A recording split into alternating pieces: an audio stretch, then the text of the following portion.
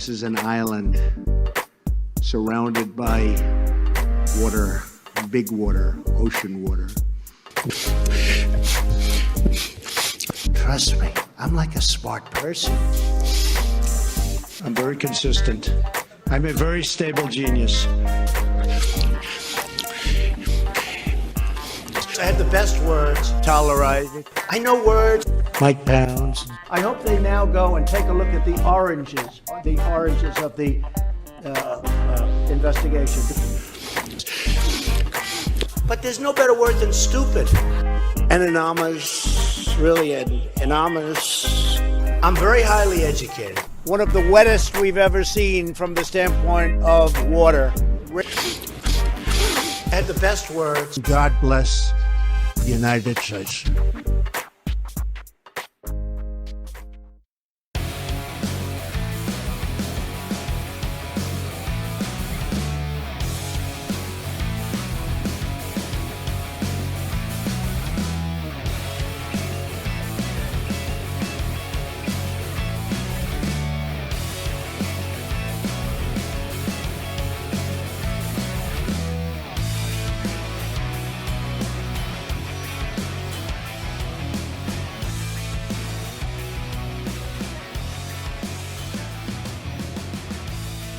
Around the nation, DYD Nation, Jeff Waldorf here with you. Welcome to the show. We got a great show for you guys here today on this Thursday afternoon. Yes, we are a little early, so that does not normally happen. Normally we're on at 3 p.m. Eastern, but let's. I'm going to be honest with you. The reason that we're a little early today, so I can make it to my grandpa's birthday. So that's why. We're getting together, and it's like an hour and 15 minutes away. And so, like, I got to go. All right. So that's, again, why we're a little bit early. But we got a full show for you guys today. We've got Donald Trump and Badgers. Yes, those two things, they are somehow related. I'm going to explain why. We also have, of course, Jim Bakker. So if you're not familiar with Jim Bakker, you're going to love this segment. It's fantastic. Then we also have Jim Jordan, the story that we didn't get to yesterday. We have the Iowa Democratic Party chairman of Iowa. What happened? I've got details on that. And then Spicy Bernie makes an appearance on Anderson Cooper. Yeah. Oh, I absolutely love it. So that's going to be fun. Before we get into the stories, please like and share the stream. Very important that you do. Yes, I know it's, again, not our usual time, so we're probably going to get a few less viewers than we normally are. Nonetheless, please like, please share. Super chats are always welcome for comments, questions, etc. I'm not sure if we're going to have a lot of time to take a break. That's okay. We'll power through the stories and get this stuff done. So I can head out. Again, apologies, but I got stuff to do. Thank you so much for the birthday wishes for Grandpa. So thank you. He'll appreciate that. Fun little note, right? So on Twitter, I'm crushing it. Not followers wise, right? I actually need more Twitter followers.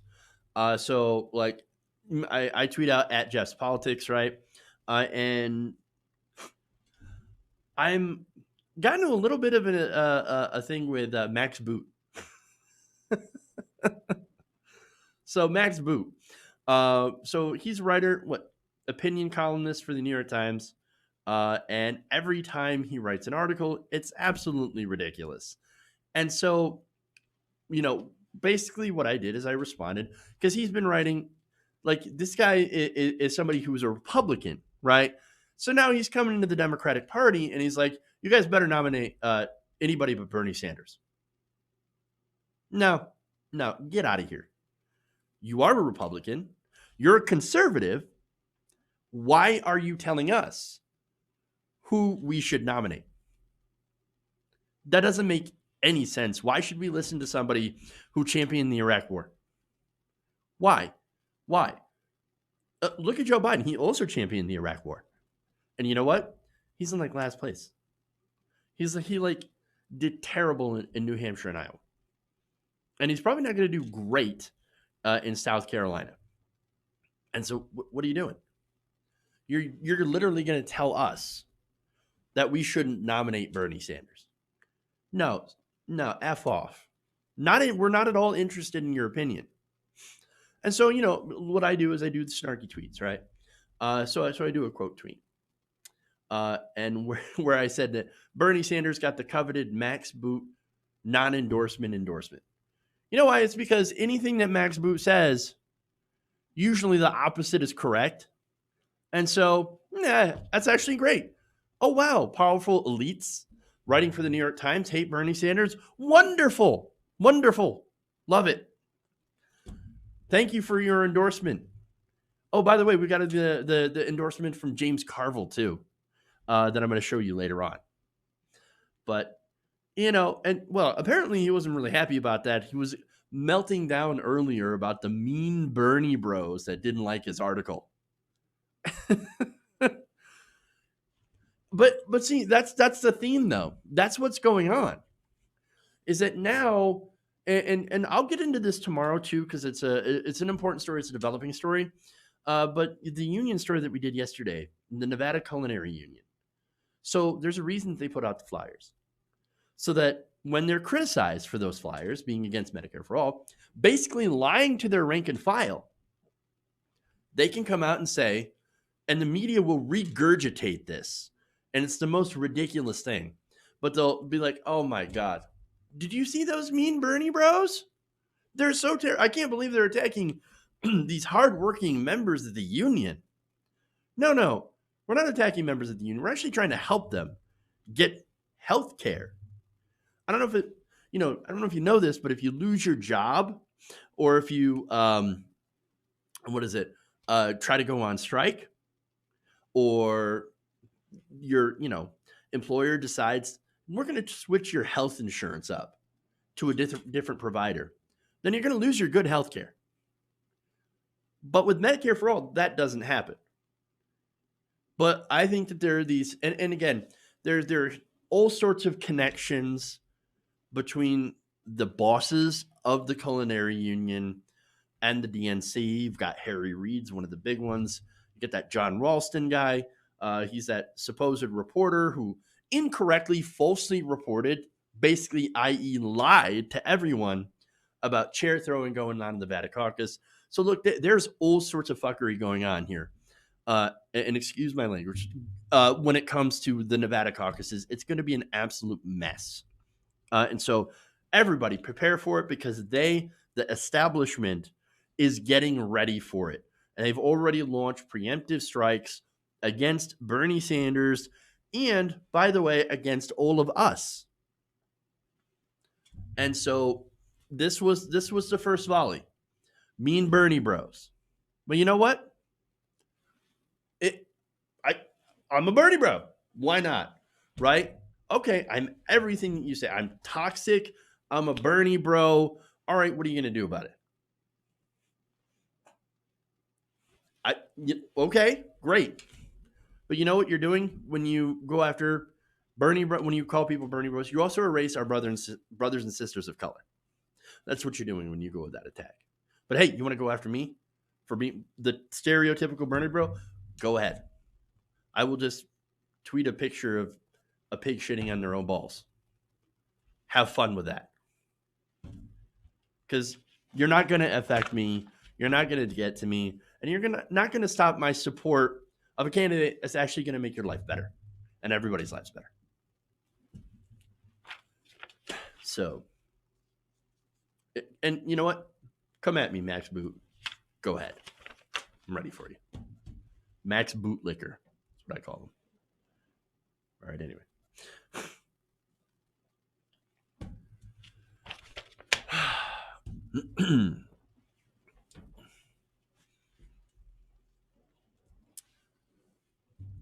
President Donald Trump is really curious about badgers. Like, apparently insanely curious. At least according to a new book written by Daily Beast reporters Lachlan Markey and Aswin Subasan. Now, this book is called Sinking in the Swamp, How Trump's Minions and Misfits Poison Washington. That actually sounds kind of interesting. Now, apparently, if this book is to be believed, this goes back to 2017, back when Reince Priebus served in Trump's cabinet. Again, this is forever ago. This is like, what is it, chiefs of staff ago? 4? Something like that. Reince Priebus, literally the first one. And the thing I think about when I think of Reince Priebus, by the way, is not because he's got a ridiculous name. Waldorf, I mean, come on. Anyway, no, not about that. But when he was asked by a reporter about Trump if he's putting Bailey's in his cereal yet, I'm pretty sure wherever Reince Priebus is, he is currently eating cereal with Bailey's in it. I'm just saying. So now, look, during that time, though, when he was Donald Trump's chief of staff, Trump would apparently waste time during briefings. These are important briefings, right? About foreign and domestic policy by asking him about badgers. Quote, this is from the book. After Trump was reminded that the short-legged omnivore was practically synonymous with the badger state, he'd make a point of bringing it up at seemingly random occasions to his beleaguered chief of staff. I'm sorry, but oh my God, that's kind of hilarious. All right, so some of the questions that Trump would ask, quote, are they mean to people? Trump at least twice asked Priebus in the opening months of his presidency, or are they friendly creatures? Are badgers mean? Well, I mean, why don't you look up the honey badger? Honey badger don't care. Honey badger might be a little bit mean, but I'm not sure about regular badgers. Now, the president would also ask if Priebus had any photos of badgers. He could show him. But Donald Trump literally has a cell phone at his fingertips. Why not just look it up on your phone? He doesn't know how.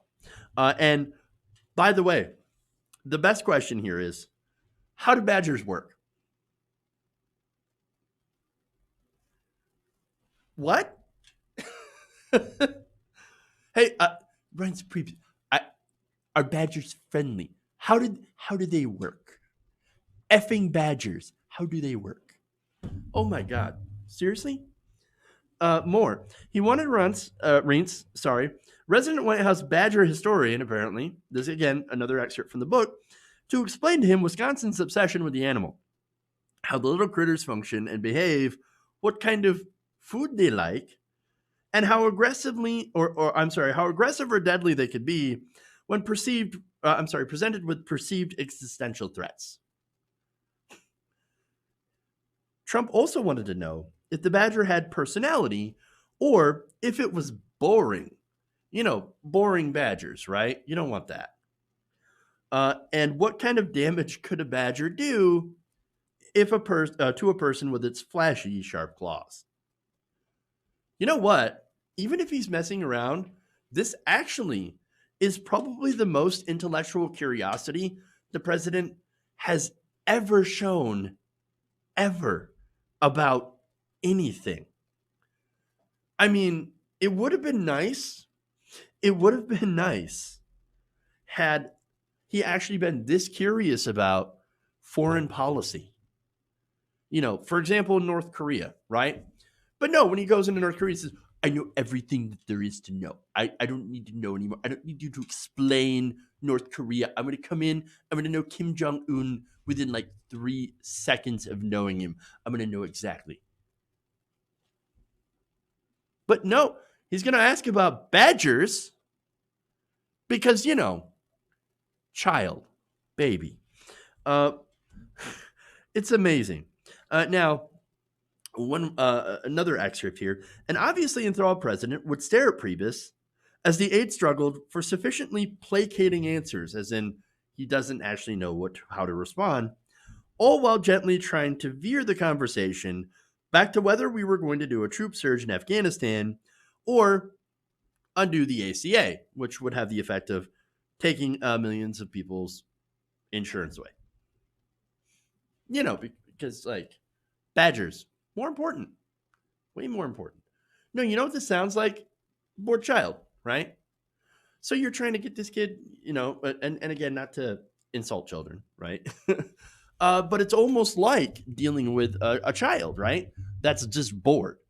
And so you're trying to explain something important, and they're like, what's this do? What about this? I see something over there. What's that do? All while you're trying to explain something. That's what Trump's doing.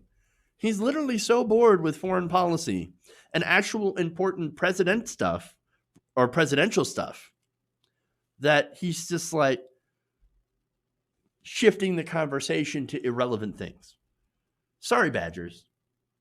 Kind of irrelevant when compared to other things.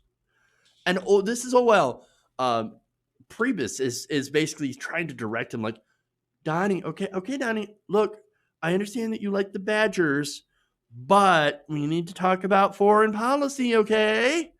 Yeah, we need to talk about important things, okay? But I want to talk about Badgers. How cool are Badgers? To be fair, it wasn't only about Badgers. He actually asked other questions. According to the book, the president also has a habit of grilling his advisors on other topics of interest to him. At that point, it was Badgers. At another point, it was about space junk. Okay, you know what? That's not so bad. Here's some of the questions that he asked. Where does it go? Where does it crash to Earth?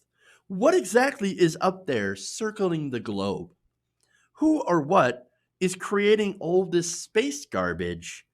Is this a national security threat? Actually, you know what? That last question, at least it's a good question, even if it's something that you can easily find out, right?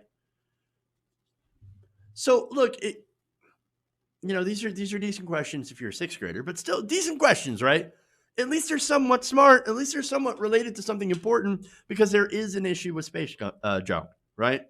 There's a lot of it that's still in orbit, and sometimes it does even cause problems for astronauts or equipment.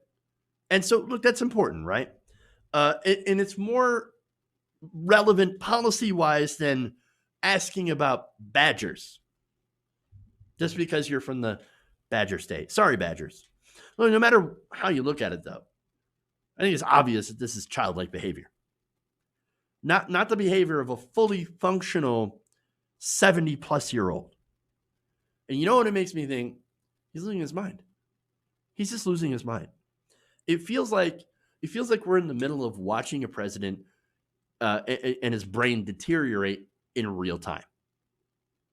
If only there were people around him that would still invoke the 25th Amendment. That ship has sailed a long time ago, right? Donald Trump was either fired or the people there that could have done the 25th Amendment have quit. So they're fired or quit or just, gone, right? There's nobody around them that's going to hold them accountable anymore. Nobody. Just today, John Kelly came out finally and spoke out against Donald Trump. Finally. What took you so long, John? What took you so long? No, these people are absolute cowards. And back when it actually counted, they could have actually gotten together and did the 25th Amendment. Look, you would have still had Mike Pence as president, right? Or, Mike Pounds. Whatever, right? So, but he didn't. He didn't. They didn't. And now we have a president whose brain is melting before our eyes. I mean, I'm already freaked out enough about what would happen if he has a second term, right? It's even worse when you think about how much his brain could deteriorate by then. It's already bad enough. It feels like if we don't get him out in this election, it's going to get far worse. Okay, anyway. Let's do the coronavirus. That's always fun. Yay.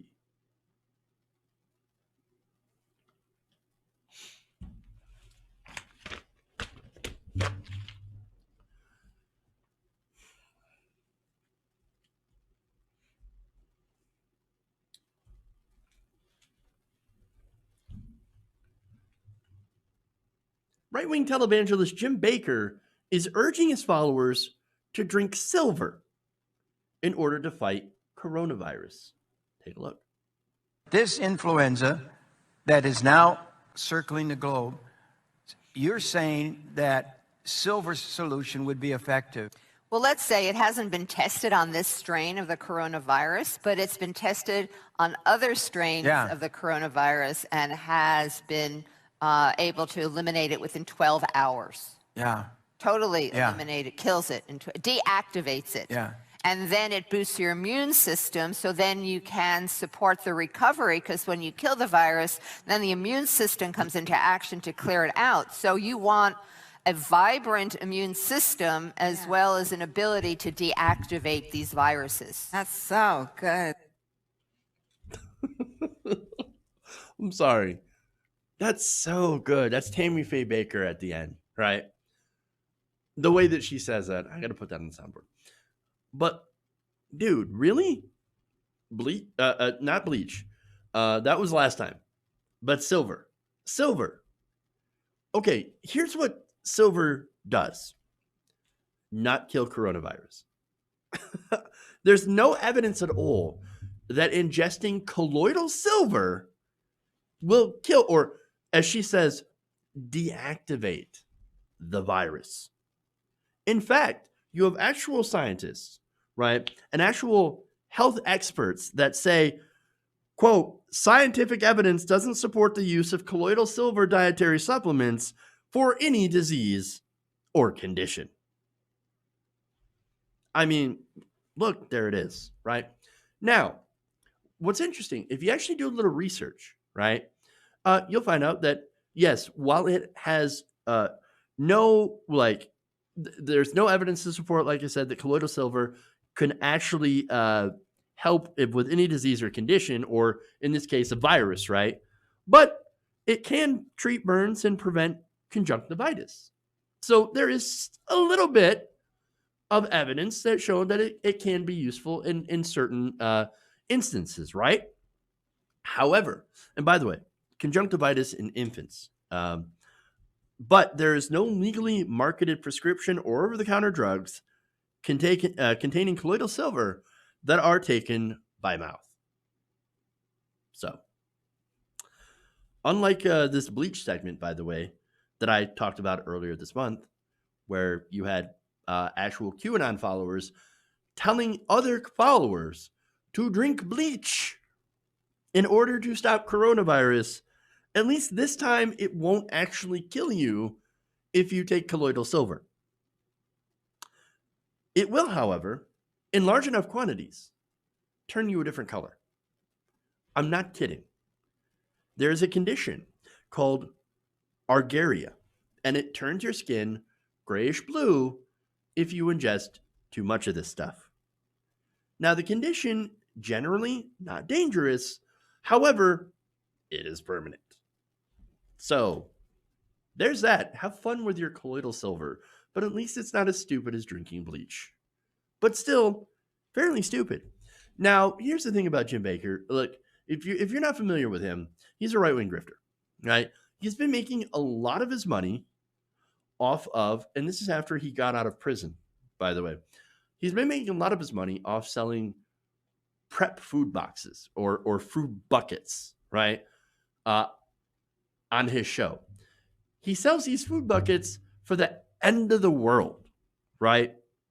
And he sells them to gullible old people. It's kind of a gross thing that he takes advantage of people and to sell them gross food buckets. But you know what? In the end, that's actually pretty harmless, right?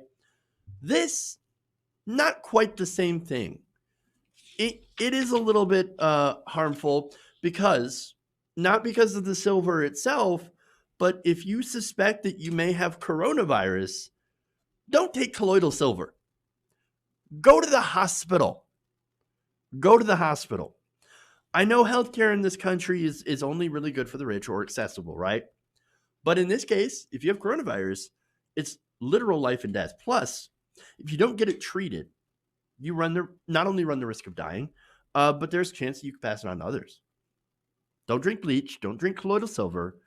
And by God, do not take the following advice from President Trump. On the virus, I had a long talk with President Xi, to the people on the show, 2 nights ago, and he feels very confident. He feels very confident, and he feels that, again, as I mentioned, by April or during the month of April, the heat, generally speaking, kills this kind of virus. So that would be a good thing. But we're in great shape in our country. We have 11, and the 11 are getting better. Okay. Completely wrong. I mean, he's just, let's just wait till summer and it'll kill the virus, right? It'll be fine. President Xi told me very, very strongly that heat will kill it. No, it won't. No. Look, let me give you some, again, actual expert opinion, right? Dr. Rebecca Katz, director of the Center for Global Health Science and Security at Georgetown, says, quote, look, I think there is a lot we still don't know about this virus, and I'm not sure we can say definitively that it will dissipate with warmer weather. So, look, she's being very, very charitable to the president there and saying, look, it's sure we don't know a lot, but I don't necessarily think the president knows what he's talking about. More. Dr. James M. Hughes, professor emeritus of medicine at Emory, said relying on the fact that it's going to warm up in April as reassurance that the virus will be controlled by then, I think is arguable. Again, super charitable, but again, these people are professionals, and I know they must be wanting to say, no, you're a moron. You're an idiot. No, that's wrong. Instead, they're like, can't say that, bite the tongue. It's arguable. Now, you also had White House National Security Advisor Robert O'Brien. Now, this is according to Jennifer Jacobs here. Asked about Trump's claim coronavirus could be done by April, Robert O'Brien backpedaled, telling reporters on AF1, warmer weather often helps reduce the efficacy of viruses. But, quote, again, because this is a brand new virus and we haven't been through this cycle, we don't know for sure. You realize that it's winter in America, right? And it's summer on the other side of the planet, right? It's summer in Australia right now. Australia, it not only is it summer in Australia, but there were record temperatures in Australia. It hasn't been so long ago that there were bushfires, devastating bushfires, from the heat and the dryness of the air in Australia. But no, heat will kill it. Well, then, if heat will kill it, well, then how come there are coronavirus not only in China, which is the same part of the world, and by the way, look, China is enormous, for one. And so there are cooler regions, there are warmer regions in China. It's gigantic, right? And so there are places with not a lot of heat. And then there's places with heat. And then in Australia, there's a lot of heat. And guess what? You still have coronavirus. I mean, come on. Really? Look, this is the danger of having a very dumb president. But see, it's not just him being stupid that's the problem. It's also the things that he does because he is stupid. For example, in the new proposed budget that just came out on Monday, there was proposed budget funding for the Health and Human Services Department that would be cut by 9%.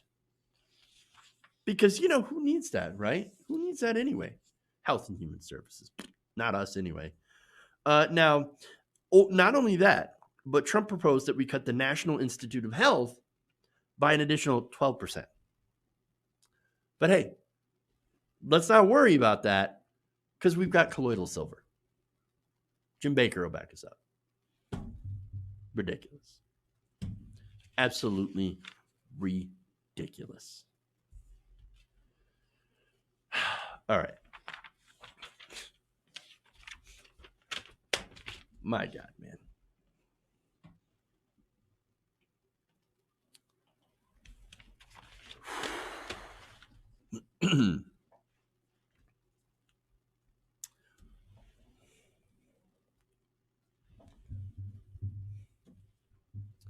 Republican Representative Jim Jordan has been called out for his role in basically helping the cover up of the abuse of OSU Dr. Richard Strauss. So now, a former wrestling captain of Ohio State University this week told the Ohio House Civil Justice Committee that Representative Jim Jordan asked him to help the cover up in the sex abuse scandal that occurred while Jordan was an OSU wrestling coach. So now, the Cleveland Plain Dealer, this is where this was reported at, says that the former OSU wrestler, Adam DeSabato, had told the committee this week that multiple coaches on the team, including Jordan, knew that former OSU Dr. Richard Strauss was sexually abusing wrestlers and did absolutely nothing to stop it. DeSabato also told the committee that Jordan had asked him to contradict statements made by his own brother, Michael DeSabato, who in 2018 said that Jordan and other coaches had willfully ignored Strauss's sexual misconduct. So imagine, right? So your brother comes out and says, hey, look, this absolutely happened to me as well. And so you've got both kids in that family, right, that were abused by this guy. And then here's Jim Jordan calling you and saying, hey, man, look, I'm going to need you to go against your own brother. I'm going to need you to testify against your own brother because that's kind of damaging to me. Well, that's ridiculous. Now, get a load of this. This is, again, testimony from DeSabato. He says, quote, Jim Jordan called me crying, groveling, begging me to go against my brother. That's the kind of cover-up that's going on there. Wow. I'm stating, right? Groveling, begging. Please, please, please, please don't come out. Just, go just testify against your own brother. Completely ignore his experiences so that you can help me not get in trouble and help me keep my job. That's not only as a woman, right? So that's a huge problem, right? Very few women actually come out with sexual abuse, but allegations because of the backlash. The amount of men that come out with sexual abuse allegations is even less. Why? It's because there is so much pushback as well, right? Now they came out, and Jim Jordan and the other coaches had turned a blind eye to it. And it's super gross. Nope, don't know anything about it, didn't hear about it, didn't see anything. I didn't know what was going on. What are you talking about? I had no idea. Well, look, this was incredibly widespread.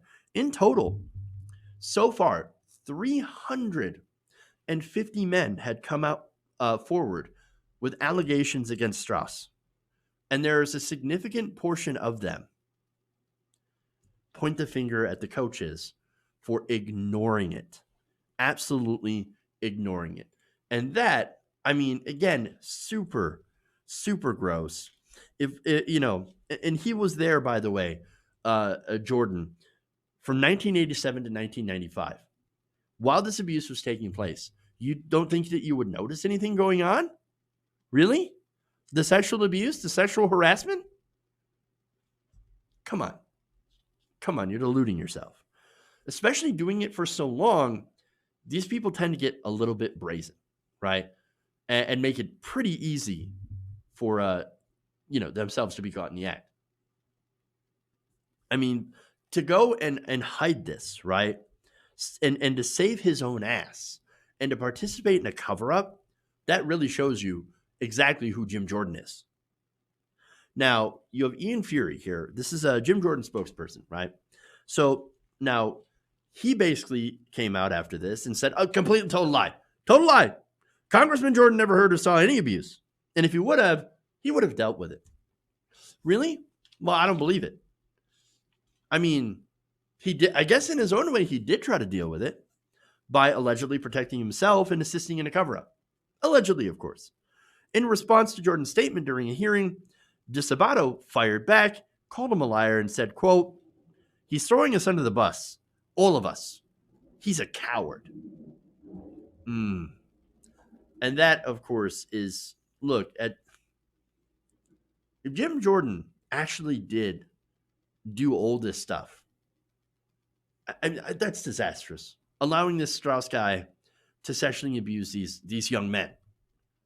It's totally, it's gross. Now, we have some social media, by the way, that came out. Bkosh84 says, "What a pathetic little man," referring to Jim Jordan. Chalbell says, "I have little faith that the Republican-led Ohio State House will do anything that might disparage Jim Jordan." Quote of note, no Republicans asked DeSabato follow-up questions during that hearing. And so the reason that we got a lot of these answers and these responses from DeSabato is because there were Democrats on that committee that were asking questions. No Republican was interested at all. And so guess what? Now you have Republican congressmen also covering up for Jim Jordan. I mean, again, it's gross. Now, PCAD Fail says, Jim Jordan is a very disgusting person who ignored children that asked for his help and left him to be abused. Now, if that's true, again, and there's, to me, no evidence to think that it's not true, since you have so many people out there who are telling essentially the same story over a long period of time. And, since Mr. Strauss had killed himself after being found out, and since Jordan is, of course, refusing subpoenas to testify, you'd be reason to be sure that he failed in his job to protect those young men. His position and his authority were apparently just too much more important for him. So, and that's at the very least. I hope these men get justice for what happened to them. And since Strauss is no longer there to punish, of course, hopefully they can find some measure of justice from compensation and going after the people and punishing those who had assisted in the cover-up. I don't know how that's going to happen, but I hope it happens because these men deserve justice.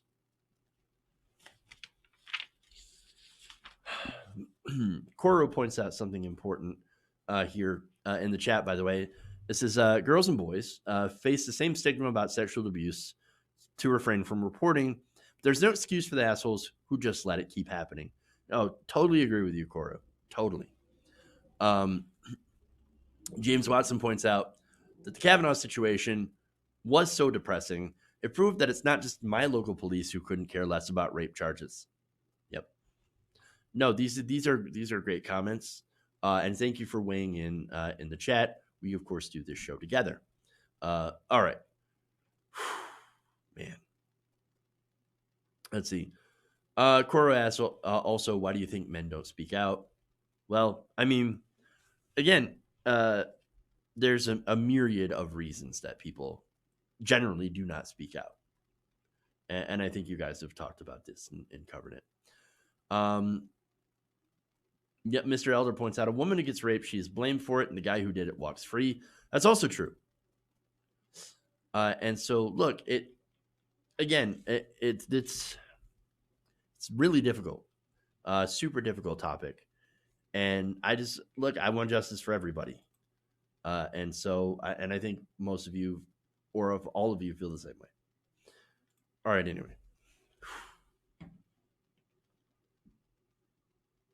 Moving on here. Let's go to Iowa. I promise. The last time we're going to Iowa. Man. All right.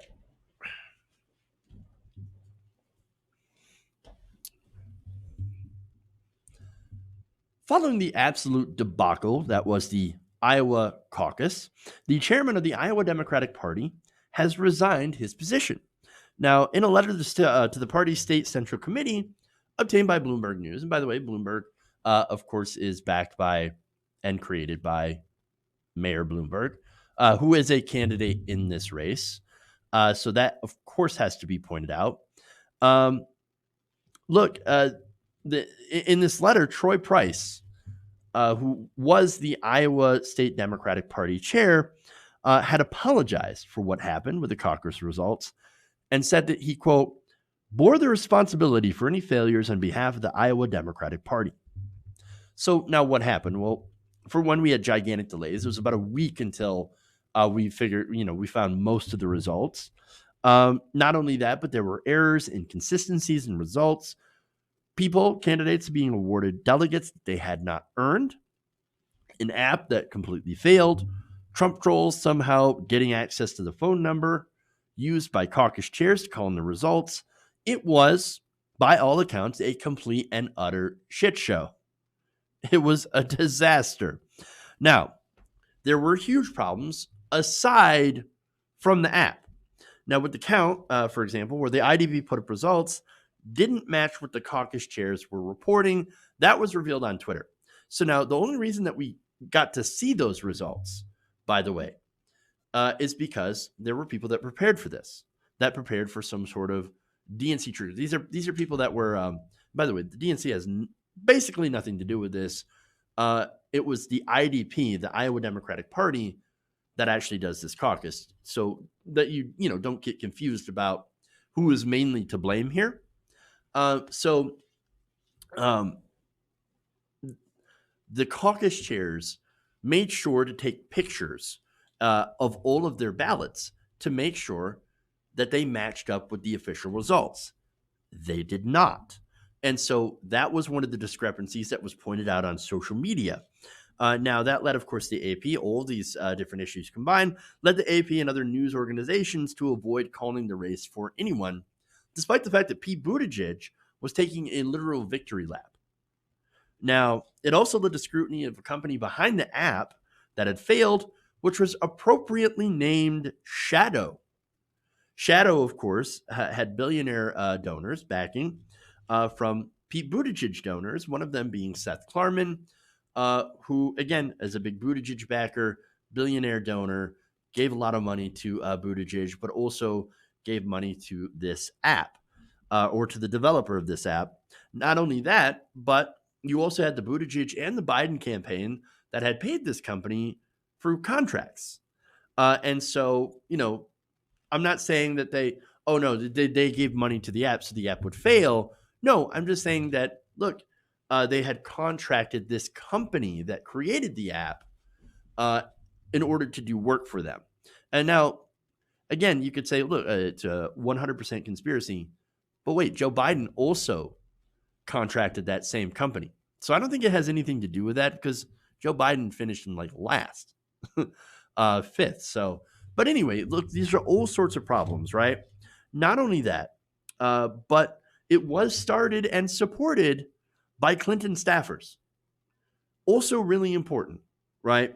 Now, the app was also rushed out the door without being fully tested and ready to go. It had multiple coding errors, which of course led people to unable to be to sign in or to send any sort of results, leading to caucus chairs having to phone in those results, while at the same time the lines were being bombarded by Trump trolls.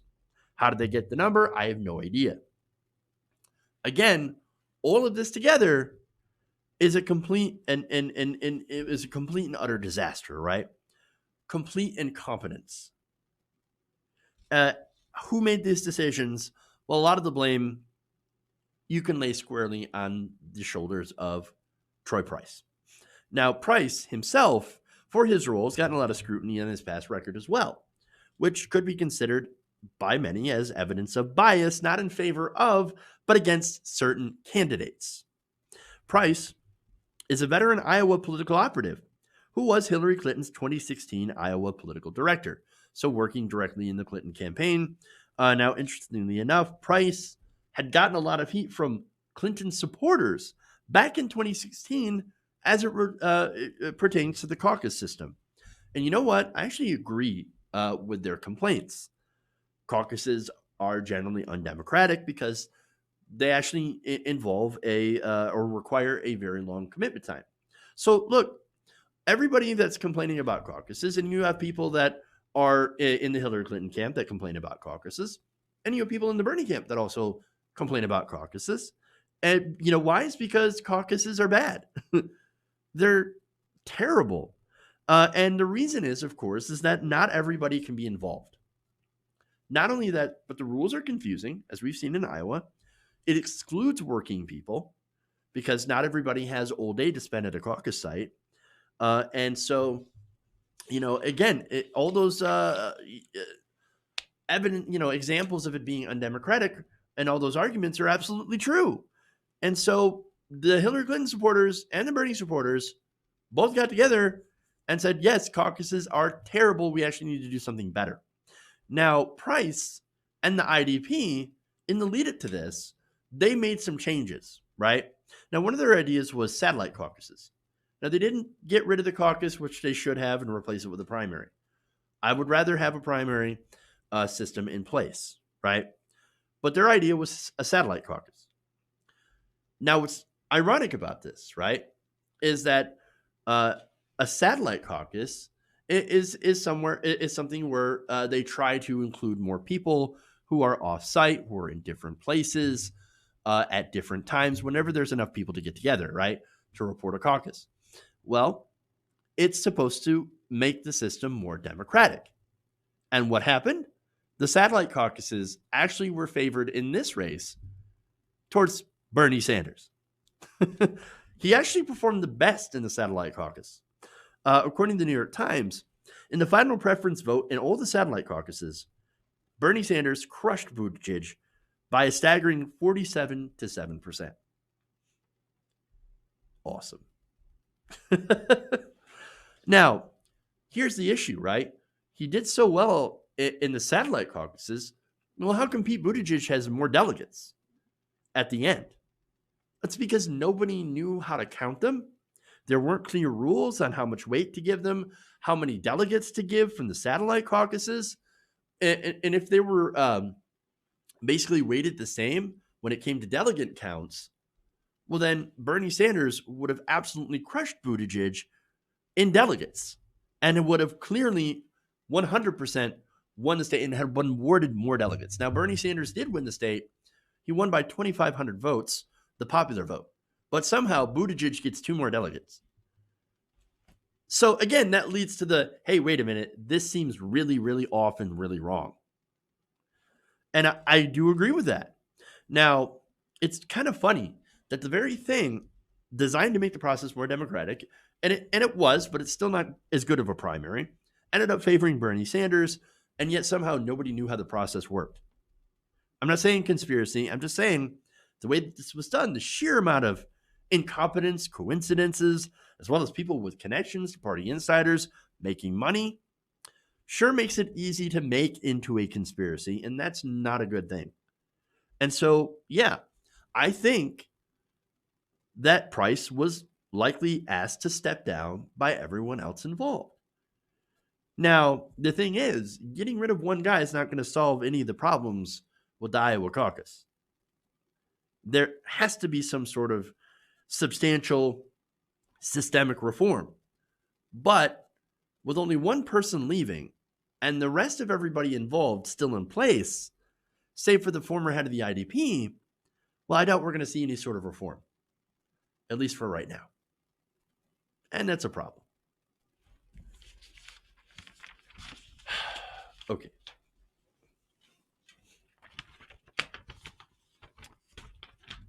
One more here.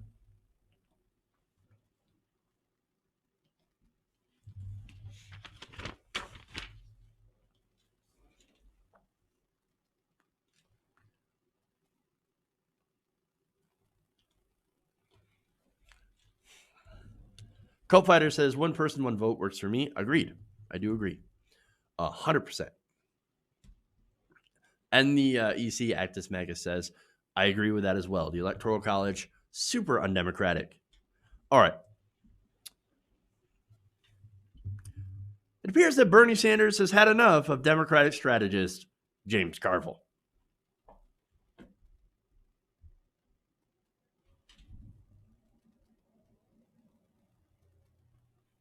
Look, James, in all due respect, is a political hack who said very terrible things when he was working for Clinton against Barack Obama. I think he said some of the same things. look, we are taking on the establishment. This is no secret to anybody. We're taking on the Wall. I guess the former head of Goldman Sachs attacked me yesterday. Yeah, he had We're some taking unkind on things Wall as well. Street. He did, yeah, Wall Street. And the insurance companies don't like me. And you know what? The pharmaceutical industry, which is charging us 10 times more for the same drugs they sell in Canada, they don't like me either. Nor does the fossil fuel industry, because their product happens to be destroying our planet. Nor does the military industrial complex or the prison industrial complex. We are taking on Trump, the Republican establishment, Carville, and the Democratic establishment. But at the end of the day, the grassroots movement that we are putting together of young people, of working people, of people of color, want real change. Absolutely. So, look, I love that response. I mean, especially calling James Carville a political hack. Now, look, I'll get into that as well. But here we go. Spicy Bernie is the best Bernie. And now I want to show you what Sanders is responding to, because James Carville has been a virulent critic of Senator Bernie Sanders ever since he started rising in the polls and actually had become the Democratic frontrunner. So now I want to show you what Bernie's responding to right here. The party, in my opinion, has got to know who it is and who its constituents are. The other thing I would say, and I'll say this just as clearly and directly as I can, the only thing between the United States and the abyss is the Democratic Party. That's it. And if we go the way of the British Labour Party, if we nominate Jeremy Corbyn, it's going to be the end of days. If the British Labour Party would have nominated David Miliband, they'd be in power. So I am scared to death. I really am. No, I think the only thing that James Carville is afraid of is losing his powers and his influence.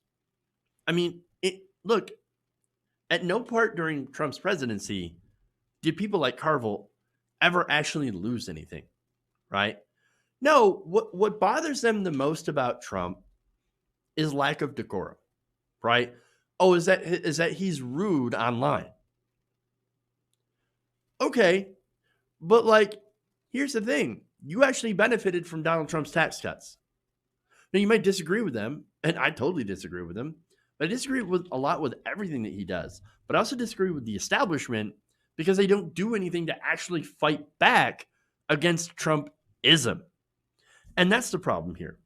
Look, again, and I think that this is about losing power, losing influence, and this whole discussion about Bernie Sanders being a cult, right? Because he had also said that, and comparing Sanders to Corbyn is kind of ridiculous. First of all, it's two different elections, two different nations, two different candidates. Corbyn is actually kind of unpopular in the UK. Bernie Sanders is the most popular politician in the country. But also, in the UK, Bernie Sanders is basically a centrist. And in reality, his policies appeal to the broadest swath of voters. You want to talk about the abyss? We're in it. We're literally in the abyss right now. And no Michael Bennet, who, by the way, I know just dropped out, but that was his choice. That was who Carville had endorsed, enthusiastically, by the way. No Michael Bennett's going to bring us out of that abyss. Our only hope is to be bold. And there's only one candidate that's actually proposing bold action. That's Bernie Sanders. But here's the thing about Carville, right? Carville is pretty ancient at this point, right? And I'm not trying to be ageist or anything like that. I'm just saying that that's what it is. Back in 1994, his style of politics actually worked. But guess what? It's not 1994 anymore. He believes that working class voters are basically all moderates, right? That we're looking for a conservative Democrat. Well, that's not true. And that we can't wait to vote for somebody who offers little to no change. Because it's all about decorum, right? And all we care about is the way that they're rolling up their sleeves to get to work, you know? No. He's a relic of the past. And by the way, he's one of the people that pushed triangulation, right? And appealing to suburban Republicans instead of actual leftist progressive voters to the Democratic base. By the way, the Democratic base is massively in favor of progressive ideas. Over 70% of Democrats want single-payer health care. So, but the fact that Carville's candidate of choice, Michael Bennet, right, got less than 1% of the vote in the last two primaries, well, that should tell you something, right? That should tell you something about how people actually feel about, Bennett and Carville's politics, right? I don't think people have an appetite for the Clintonite type of electioneering anymore. Again, this isn't 1994. The parties are not the same. The Republicans are certainly not the same. And the Democrats are more corporate than anything. The Democrats have basically taken the place of Republicans.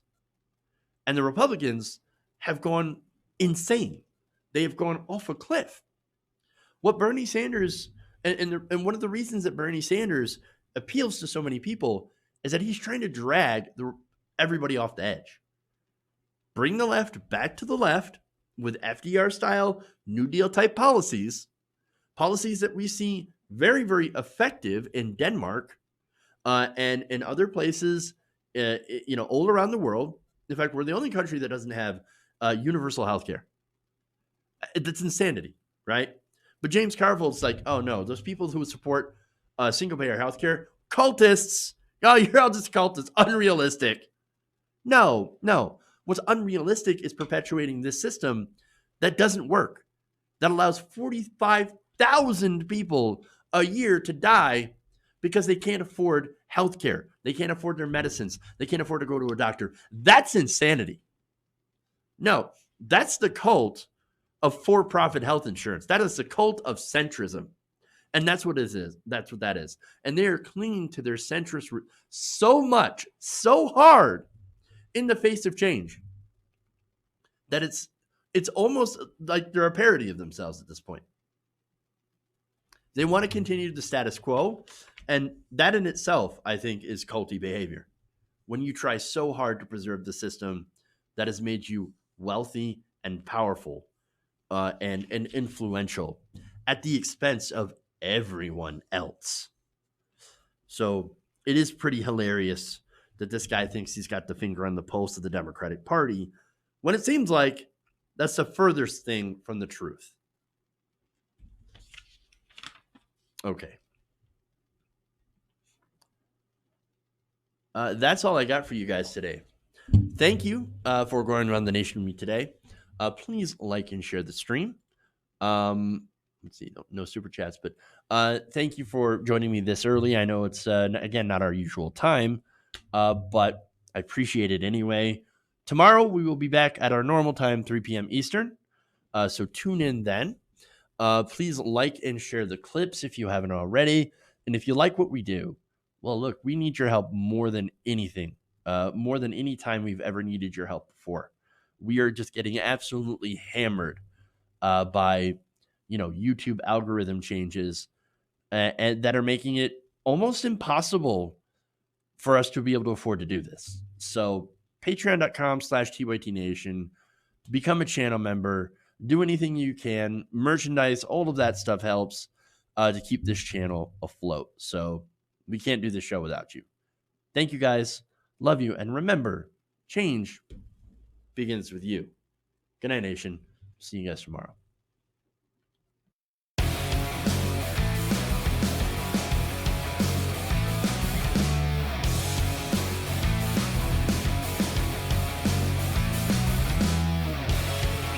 Please clap. Why? Oh, you're getting nervous, man.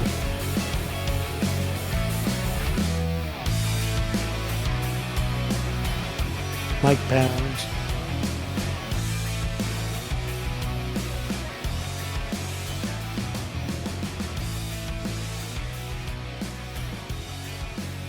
You're kicking me out the door. You're kicking me out the door.